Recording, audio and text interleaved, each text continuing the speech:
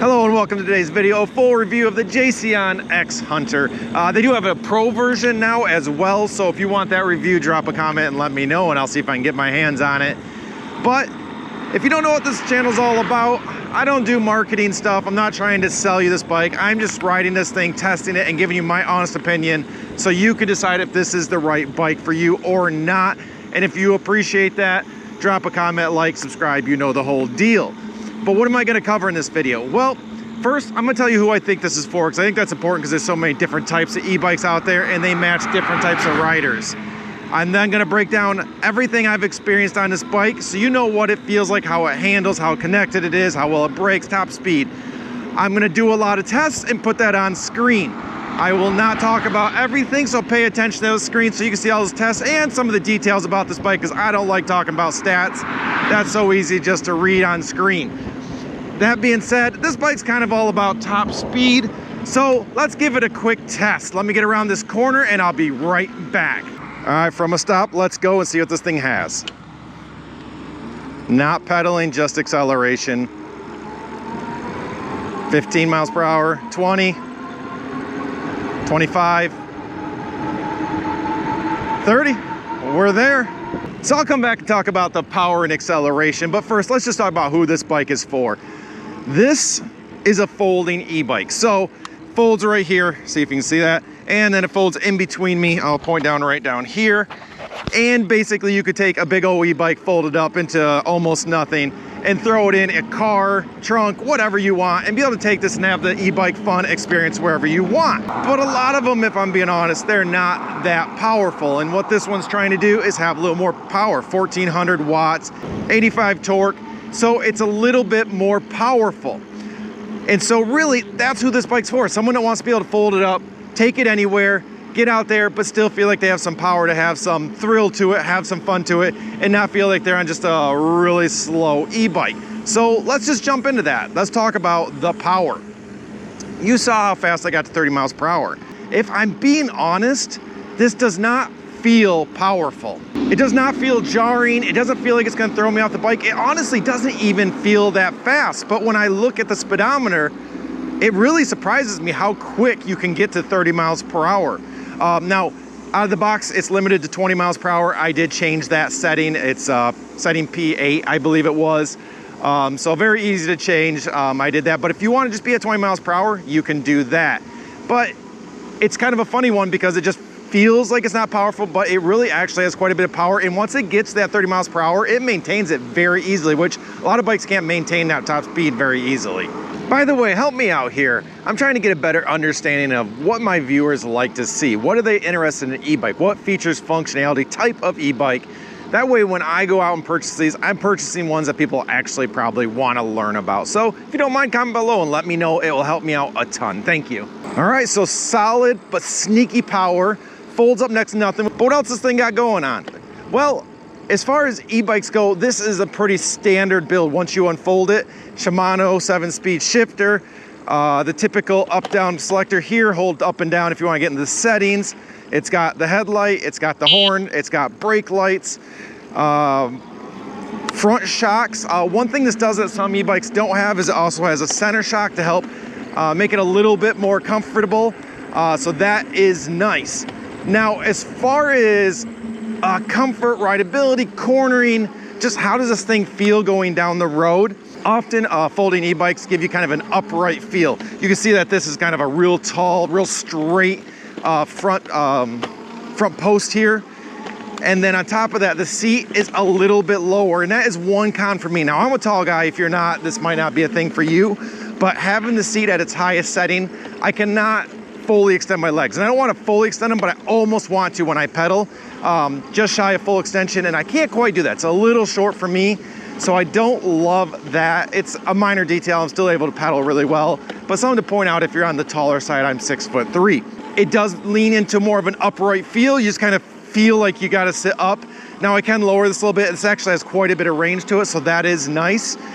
But you feel a little upright. And a lot of times with those bikes, because you are so upright feeling and you're a little top heavy, they don't handle real well. They kind of just feel like they want to tip over. And I don't know what is necessarily different about this one. It might be that just my seat is a little lower, but it doesn't feel that way. I'm actually able to swerve quite a bit, maybe those smaller diameter tires, but if I really just want to play, I want to take a corner, I really want to lean into it, I can. There's a lot of control on this bike, and I feel very connected to the road. I don't feel like it's gonna chatter me off or bounce me off. I don't feel like when I get at top speeds that I'm losing it and I don't feel comfortable. I feel very good riding this. I feel like I can zip around a corner. I can, you know, if I want to goof around and just swerve big, I feel very in control. So I will say that's a very big pro for a folding e-bike. It just feels good riding and going down the road, and has a little bit more suspension to make it more enjoyable for you. Hopefully to put more miles on this bike and not feel like you're limited. Travis from the future here, almost done editing, but I noticed one thing after I filmed that I want to report on real quick. I noticed that the speed that's displayed on the Jasion X-Hunter isn't super accurate. And it's about, at top speed, 8 to 9 miles per hour off, or at least in my case. So when it says I'm going 35, I'm actually going about 26. And it's not a huge deal. The bike is still great and I loved everything. Everything I said still applies. But that top speed, when I thought I was easily getting to 30 miles per hour, I was actually only doing about 26. Now, I am a big guy. I'm 6'3", 225 pounds. So maybe you get a little more speed out of it depending on what size you're at. But it wasn't quite what I originally advertised once I checked it and did a GPS speed tracker. So I wanted to report that. Still a great bike, but something you got to know about. All right, back to the video. It also has a bit of a wider seat. Anybody that knows a typical bicycle seat, they can make you sore after a while. And this one feels a little more, got a little more cushion to it, got a little bit wider base to it, so you can sit on it longer without it irritating you. It seems to be fitting me just fine, so I have no complaints there, very comfortable. Just, again, that's a personal preference thing, but that's what you're gonna get out of this. So overall rideability, comfort, I'm actually really enjoying this, considering you can fold up to nothing and take it to all sorts of amazing places and then get that experience from this. So great there. It does have a color screen here, works really, really well. Pretty typical configuration, but it's bright, it's colorful, it's crisp, I can see it, so it's checking off the things I look for in a screen. One sort of knock I have, and I'm gonna show you here in just a second, might be the brakes on this. It's a little tricky to describe because I'm gonna say they work good, but how they feel doesn't feel as strong as maybe I would like. Now, this isn't a super fast e-bike. You know, it depends if you unlock it or not, if you're gonna go up to 30. But when e-bikes do get up to higher speeds, I want those brakes to just be there and be strong and have full trust in them. And these feel a little spongy. When I'm hammering them, it just feels like it's slipping through a little bit and there's not quite as much as I want there. All right, here we go, hammer it. I don't know if you watched my videos before, but sometimes when I really hammer those brakes, you can hear the tires lock up, which I like because it means I can push it to the max braking, right until the tires can't hold. And if I actually have that happen, I learn that balance and I can pull back and not lock them up. I don't want to do that, but I can brake extremely hard to that point, where this, it doesn't. You just feel it rolling through. So you saw what it's capable of. Not anything crazy, but it does the job. It's something to ask yourself is, what type of rider are you? You're gonna be more of a throttle person, or do you want to pedal and still get exercise? And for me, on most bikes, I still want to get exercise. I want to be out enjoying that ride. I want to pedal with so my range can go farther because I'm doing some of the work. I'm not just leaving it all on the bike. And I feel like I'm enjoying a bike experience, and the E-side is there to help me out. And with that, I never want ghost pedaling. And if you don't know what that is, it's where when you pedal, the bike is going so fast that based on the gearing you have, there's nothing there. You pedal and it's just, you whip through it. There's no resistance. And if so, you're not gonna be able to pedal. You're not gonna be able to get any level of exercise.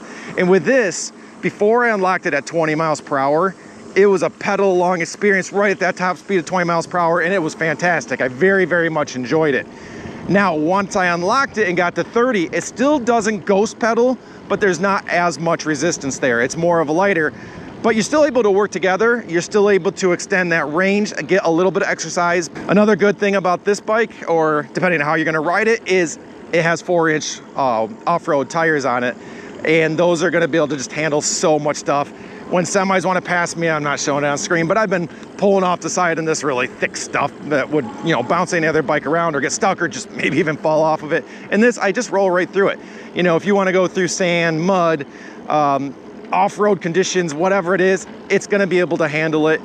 And these tires just soak up so much. Then you throw the suspension on that. So it's a very, very capable e-bike that's going to be able to take you anywhere you want to go, which with a folding e-bike, let's just be honest, you're going to go a lot of places. You don't want to be limited. So depending on how you're going to ride it, that could be a huge pro. So as I summarize this bike, give you my final thoughts here, I do have a link in the description. Please use that if you decide to buy this bike. It helps so much and lets me keep this review coming because let's be honest, it's very expensive to keep buying all these e-bikes.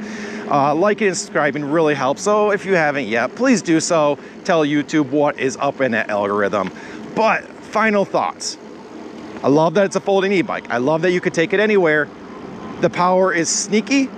And if you're buying this e-bike, you might be buying it to say, I want something that's super powerful. And I'm not gonna call this super powerful. It's definitely more powerful than your average e-bike. It definitely can get up that top speed and hold it really, really well. And that's a huge pro. It does not struggle to maintain that top speed in just about any condition. I feel a little bit lower in this than other folding e-bikes, which could be a pro or con. Definitely feels better from a center of gravity perspective. I just can't extend my legs as much as I'd like when I'm pedaling. But all in all, the components, the rideability, the control, how connected to the road I am, the overall experience, it's been fantastic so far. It's been a great bike. I'll continue to test it. Let me know what you want to know about this bike. I can definitely report back and answer anything in the comments. So by all means, let me know what you want to know because I'm not done riding this. This is just my initial test. But I hope that helped you out. Like, subscribe, you know the deal. Very, very much appreciate it. And until the next one, have a great one.